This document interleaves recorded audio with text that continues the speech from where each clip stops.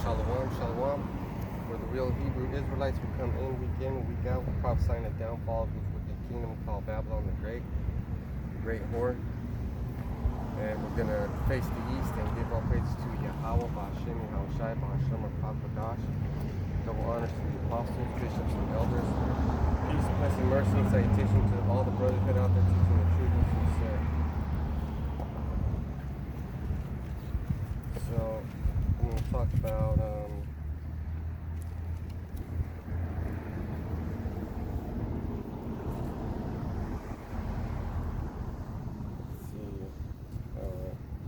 I want to talk about the men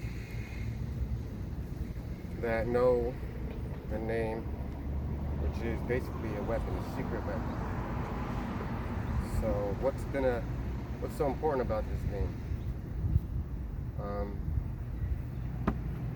When you know the name, you know someone personally. Because before you knew my name, you called me Dad, right? And then you learned my name, you're like, oh, he has a name, or whatever you thought. So this is Revelation 7, and I'm going to read 1, 2, and 3. And after these things I saw 4 angels standing on the 4 corners of the earth, holding the 4 winds of the earth, that the wind should not blow on the earth, nor the sea, nor any tree. I saw another angel ascending from the east, having the seal of the living tower, and he cried with a loud voice to the 4 angels to whom it was given to hurt the earth and the sea, saying, hurt not the earth, neither the sea, nor the trees, till we have sealed the servants of our power in their foreheads. So that word for foreheads, metaphor, I'm going to get it right now.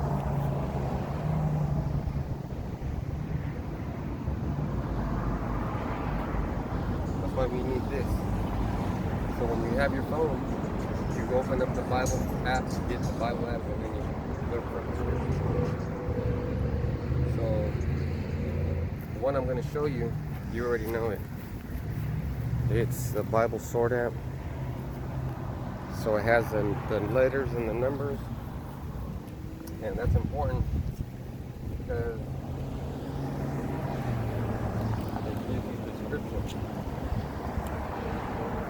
So it says, Revelation 7 and 3, saying, hurt not the earth, neither the sea, nor the trees, till we have sealed the servants of our power in their foreheads. And the word foreheads is metopon, the space between the eyes, the forehead. So there's a thing called the metaverse. So meta means after. So this means in your brain. So, in your brain. So the angels tell each other what to do. There's an order. So can an angel with the same order be told what to do by another angel with the same order? Sometimes. Right, there you go. Way to use your brain. So Yahushua tells them all what to do, and Satan gets to tell them, his demons, what to do. The ones that he works. Like, he'll send demons to shoot schools, or shoot up babies, or shit like that, like pass judgment. But in this case, it said, hurt not the earth, because the angels can hurt the earth and the sea.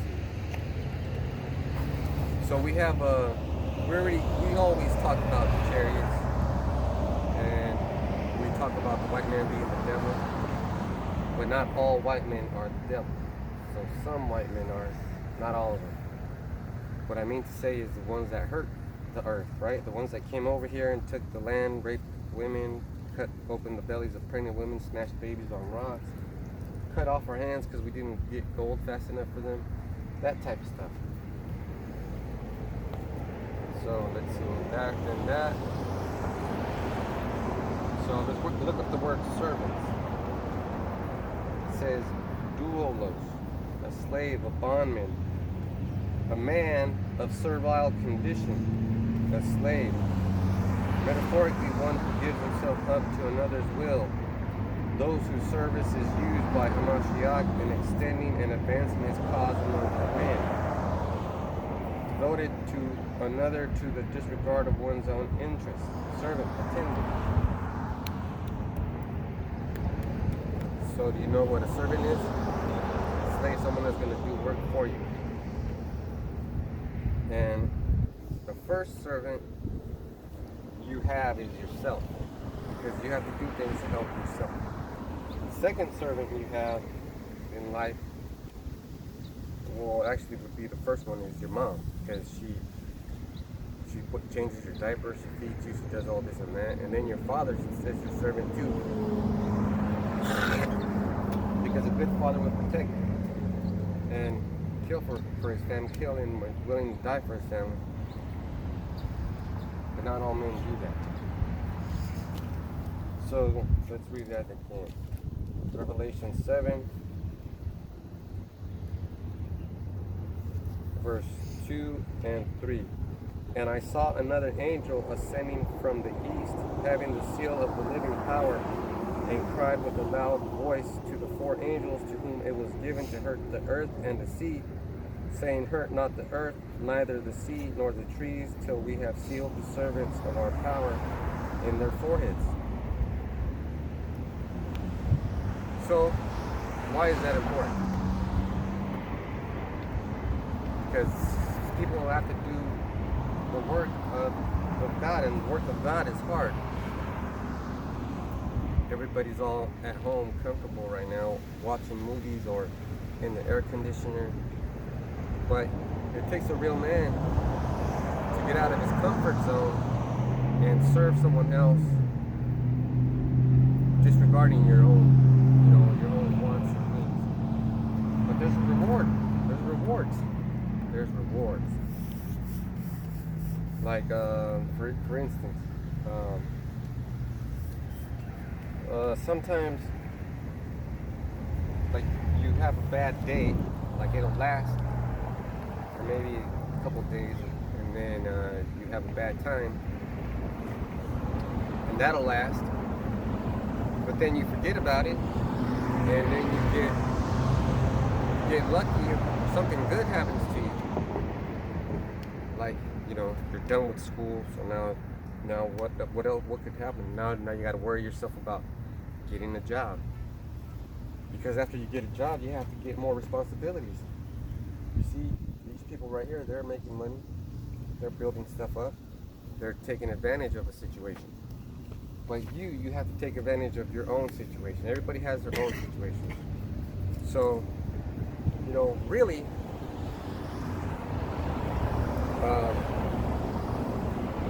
it's an honor to do this. Just look at that truck. It has a couple of motorcycles on it. They're gonna have fun. They're gonna have fun, but are they thinking about Yahweh? Are they thinking about the chariots? Are they thinking about Yahweh Shai? Are they thinking about their responsibilities? Or are they having fun? They're not thinking about this stuff. This is beautiful. So Revelation 7 and 4. And I heard the number of them which were sealed, and there were sealed 144,000, all the tribes of the children of Israel. So this is what we're looking at. Only Israelites can be God's servants. So that's pretty tough, because there's a lot of people out there thinking that they're God's servants. I was at a function at a supposed church, but they had a bunch of speakers trying to make money, motivational speakers selling books that they wrote about their experiences. So this one individual was talking about how he's the light, or that he is a light, but he's not. The sad truth is he's not. Because if you're a servant of Yahweh Bashim Yahweh Shai, let me try to get it.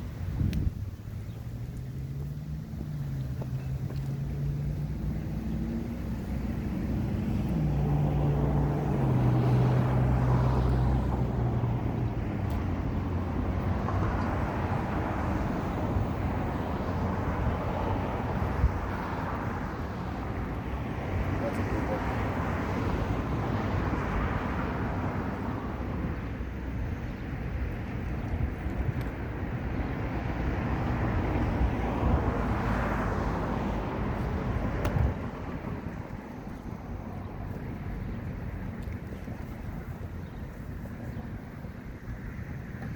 Because we're talking about getting healed, right?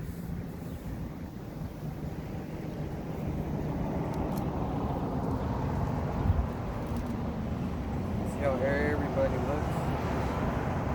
Everybody looks. This is they're like, what's he doing? Doesn't he know that there's already a church that we go to? And then they'll come up, eventually they'll come up, and they'll make their do a little fight with us, me more importantly. And then they'll say, oh, I can't change this guy's mind. And I tell them in the beginning, there's nothing you could do to change my mind. I know about the rewards I'm going to get if I stick to this. You think I would give up my rewards? I didn't give up none of these rewards. So whatever happens and whatever you see,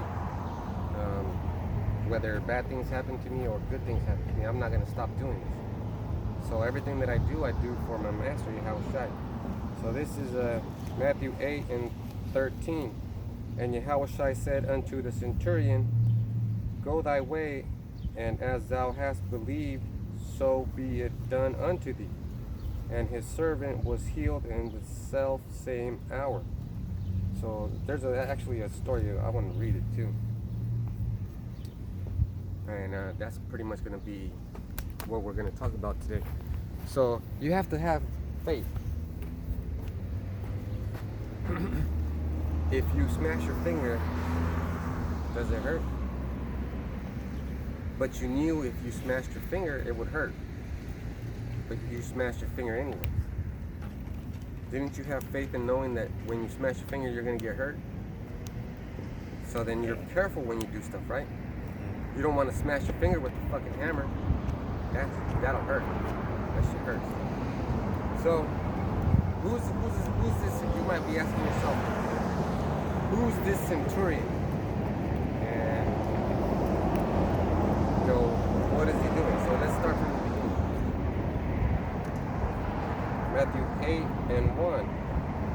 When he was come down from the mountain, great multitudes followed him. Verse 2. And behold, there came a leper and worshipped him, saying, Lord, if thou wilt, thou canst make me clean. And Yahushua put forth his hand and touched him, saying, I will, be thou clean. And immediately his leprosy was cleansed. You know what leprosy is? What is it? Disease. A disease, right? It's when your skin turns white. So, is it good to be white? So that's already one clue. Because there's people that go out into the sun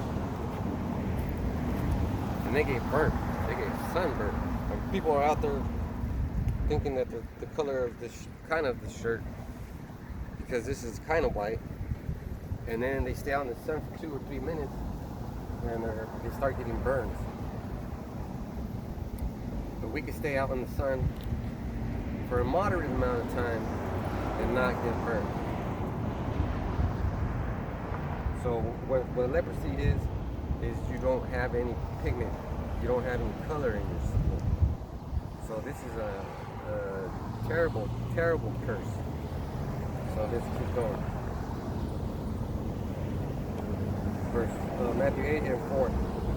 And Yahushua said unto him, See that thou tell no man, but go thy way, shew thyself to the priest, and offer the gift that Moses commanded for testimony unto them.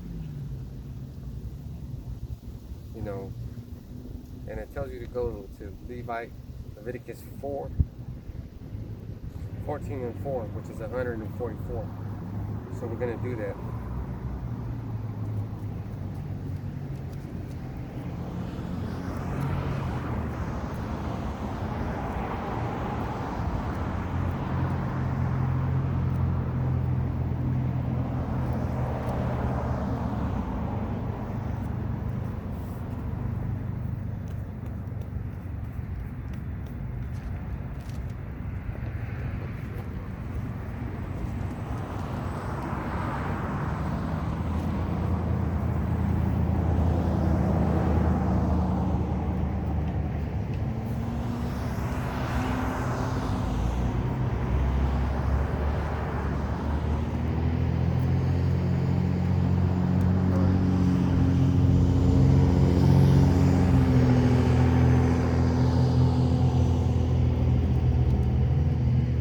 Leviticus 14 and 4.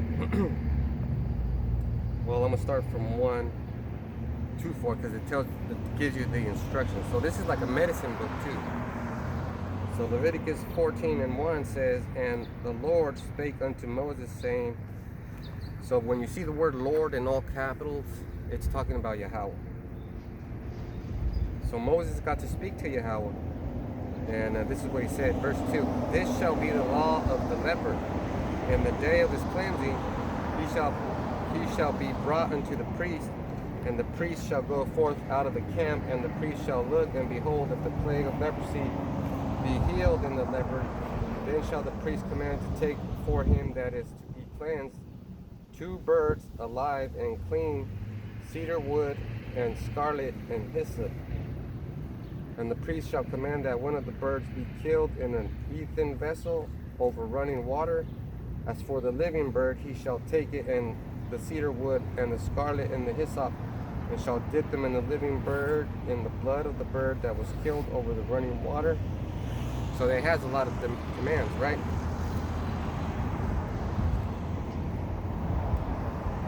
So, you know, that leads to this next topic, is that the law is not done away with. You know? So they'll say, Christians will say, well, the law is done away with. We don't have to keep the law. But, you know, how should I just instruct that leper that was cleansed, to go to the priest and offer up the sin? Right?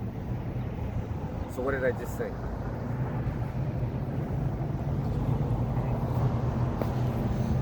Huh? What? You didn't know? You didn't hear? So you gotta pay attention. Yeah. Doing things you don't want to do is part of being a man. So you don't have that option anymore. You can't mess around. Now you're an adult. So let's see. Matthew 8 and 5.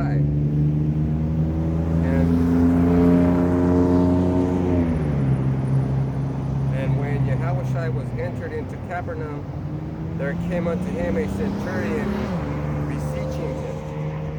So do you know what a centurion is?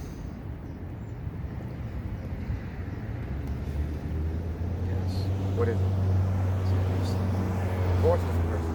But a centurion means one that's over 100. So let's see this.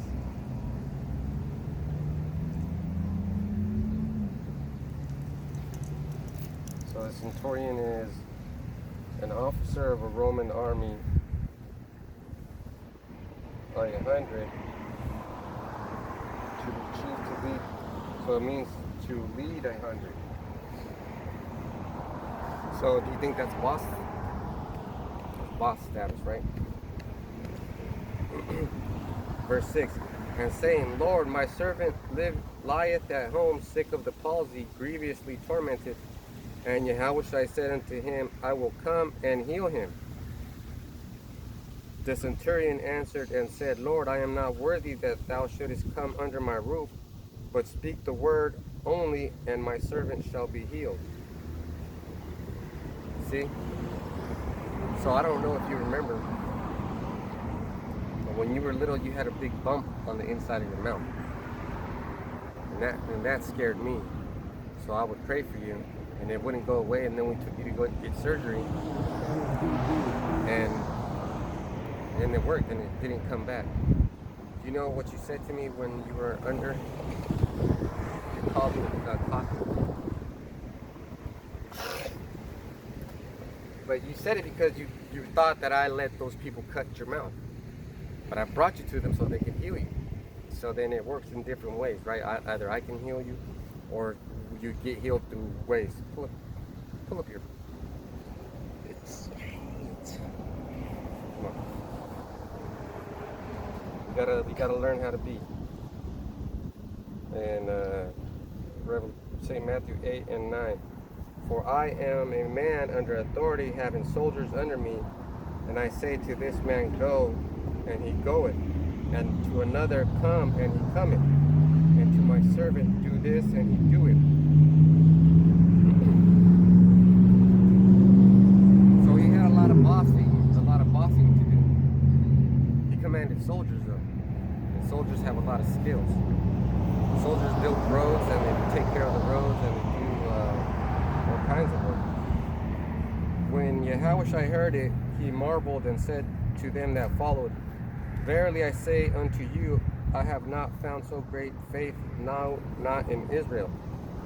But he did, because the centurion was an Israelite.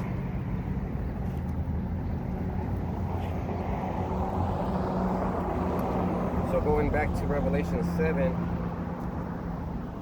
and 3, saying, hurt not the earth, neither the sea nor the trees, till we have sealed the servants of our power in their foreheads.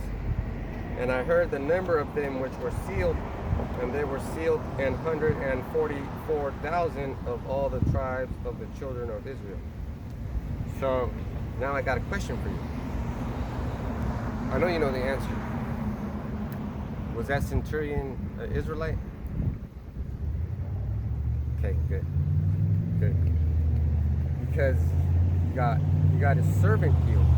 So his servant got healed. And we don't know if, how long his servant was sick for, or how bad it was. But he said he had the palsy, so that's pretty bad. You know what palsy is? It's a brain disease. So that reminds me of that guy that was trying to be a speech guy. He was giving us advice, and basically, what I took from him is you got to be grateful for what you got. So that means you got to be content. So not a lot of people know this, but when you read the Bible and you break it down like you're supposed to, like I'm doing right now, you learn a lot. You learn a lot about everything. So now we got to talk about something like does everybody, because it said right here only 144,000, but who, is these people right here. But not all these people look the same. There could be Judites that are light skinned. So, going back, Revelation 7.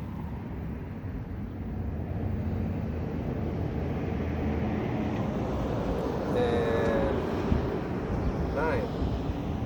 After this I beheld, and lo, a great multitude which no man could number, of all nations and kindreds and people and tongues, stood before the throne and before the Lamb, clothed in white robes and palms in their hands.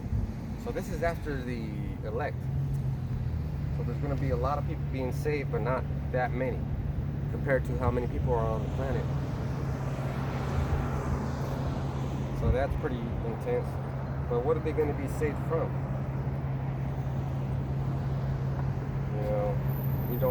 We do know. I'm going to get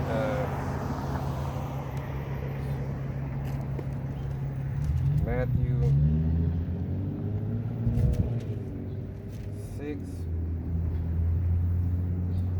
starting at 9. So, actually starting at 7. Matthew 6 and 7. But when ye pray, use not vain repetitions as the heathen do, for they think that they shall be heard for their much speaking. Be not ye therefore like unto them, for your Father knoweth what things ye have need of before ye ask him. After this manner therefore pray ye, Our Father which art in heaven, hallowed be thy name. Thy kingdom come, thy will be done in earth as it is in heaven.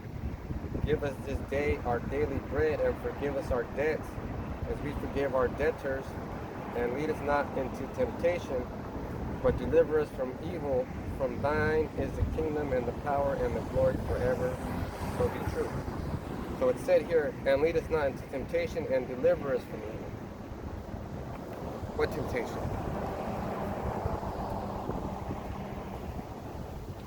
Jonah? To do evil, right?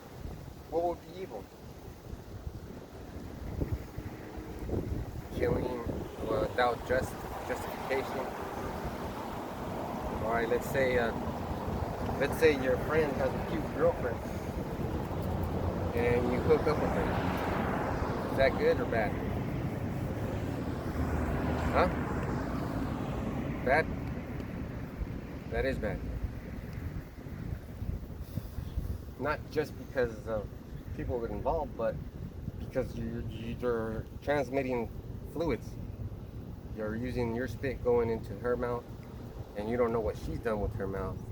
She does nasty things, and someone else is over there kissing her, and then whatever she did nasty to whoever was in, now is in that other guy's tongue. So it's a health issue. But also, that keeps you from sin. And the evil is MOTE, which is the mark of the beast. And we're back into, now we're going to go into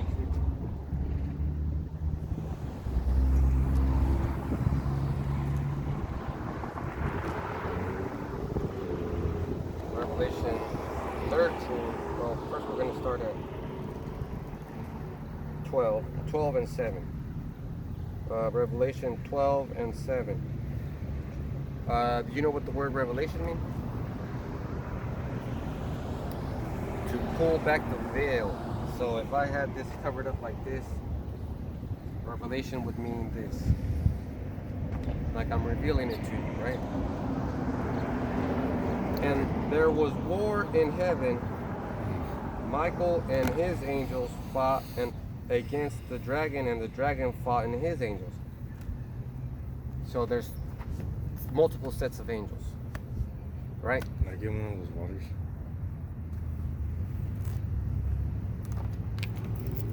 There's multiple sets of angels, right?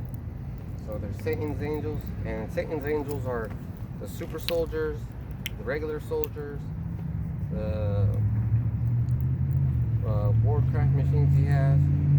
He has battleships, drones, spaceships, jets, everything that uses military applications is his angel, basically. So those things are going to happen. But it says Revelation 12 and 7, and there was war in heaven. So there's going to be fighting in the sky. So if God has people fighting for him, who is it? Who is it? It's angels, right? So what if he said, okay, let me give you a scenario. What if there was a spaceship and it landed and beings came out of it and they said, "We're God, come inside and we'll save you"? Would you do it?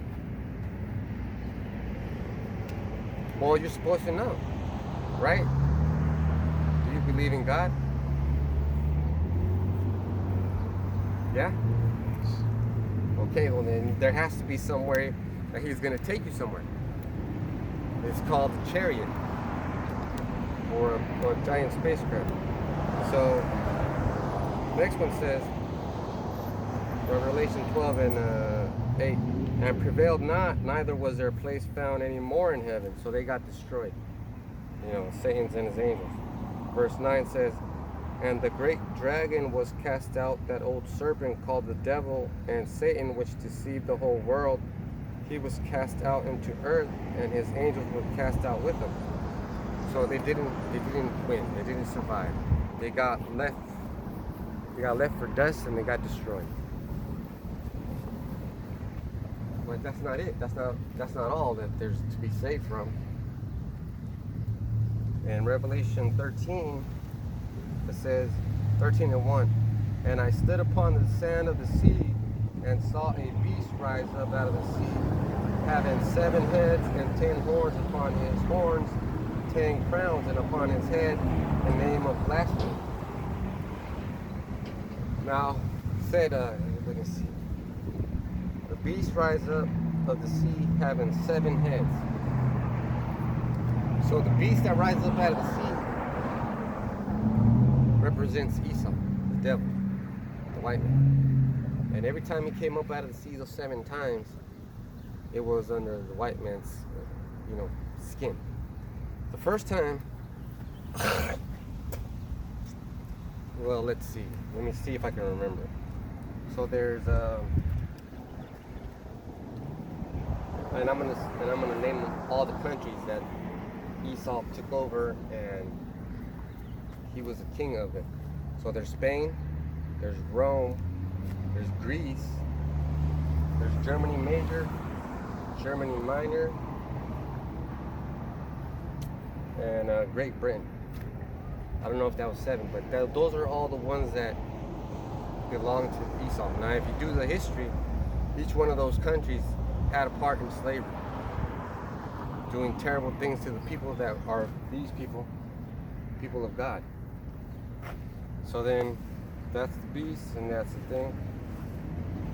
And the beast which I saw like unto a leopard, and his feet were as the feet of a bear, and his mouth as the mouth of a lion, and the dragon gave him his power and his seat and great authority. So it's not an animal. It's not really an animal. It's people that take personifications of animals.